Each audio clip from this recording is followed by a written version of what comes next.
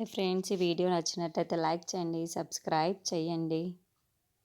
రాజు కావ్య దగ్గరికి వచ్చి, కావ్య నేను నీకు ఒక చెప్పాలనుకుంటున్నానైతే అంటూ ఉంటాడు. ఆ మాటలు వినగానే అక్కడున్న కావ్య ఏంటి చెప్పండి అని అడుగుతూ ఉంటుంది.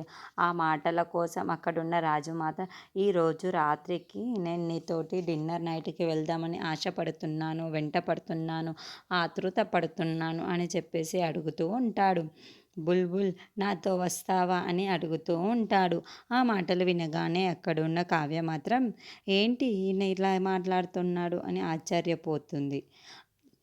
ఇంతలో అక్కడున్న రాజు మాత్రం వస్తావా కావ్య రావాలి అని ప్లీజ్ అని అడుగుతూ ఉంటాడు. ఆ మాటలు ఉన్న వినగానే ఆ మాటలు విన్న కావ్య, ఇంత సరదా పడుతున్నారు కదా, వస్తాలే అండి అని అంటూ ఉంటుంది.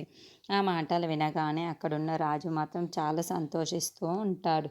ఎలాగైనా నా మనసులో ఉన్న విషయం రాత్రి కావ్యకి చెప్పాలి, ఎలాగైనా రాత్రికి ఆ విషయం నా మనసులో మాట కావ్యకి చెప్పేయాలి అని చెప్పేసి అనుకుంటాడు.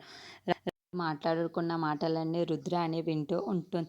వాళ్ళిద్దరు డిన్నర్ నైట్కి వెళ్తున్నారంటారా? ఇప్పుడే కానీ రాజు తన మనసులో మాట కావ్యకి చెప్పేశారనుకోండి, మన నెత్తి మీద ఎక్కి కూర్చుంటుందిరా, తర్వాత వాళ్ళని ఆపలేమురా, వాళ్ళు మనల్ని తొక్కేస్తారురా అని చెప్పేసి అంటూ ఉంటుంది.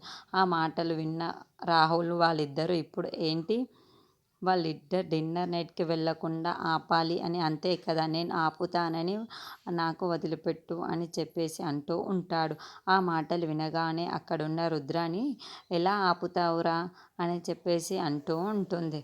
నీకెందుకు, నేను ఆపుతాను కదా, నేను ఆపి ఆ రాజుని ఎలాగైనా వెళ్ళనివ్వకుండా అక్కడికి నేను చేస్తాను అని చెప్పేసి అంటూ ఉంటాడు.